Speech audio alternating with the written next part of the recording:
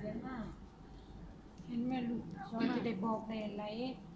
ไปทำหัวอย่างนี้อย่างนั้นนี่ลูกที่ลูกนี่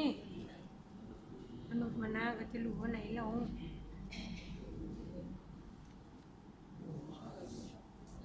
ทำแบบไรกับลูกหลานเลยติดทำตามมันนะ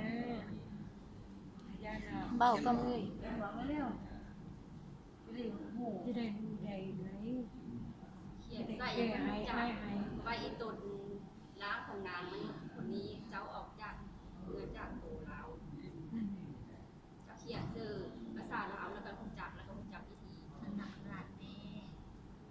แม่หนักแม่ใช่ไหม นั่นอยู่บ่ ต้องการอะไร ไม่อยากมึงเมืองหน้านี่เลย ลูกหลานใครเป็นอะไรต้องบอกตัว ได้ได้ยังต้องการยังก็บอกว่าตัว ต้องการยังบอกคืนเล เฮ้ ย ยคนล่างไปฟ้องบอก นั่ นั่ น น เอ เอง คนล่างไปฟ้องก็ ทำแม่หนัก เฮ็ดทำให้เฮ็ดให้ เขาไม่เฮ็ดไก่แต่ประเทศเล่า พวกเรา บ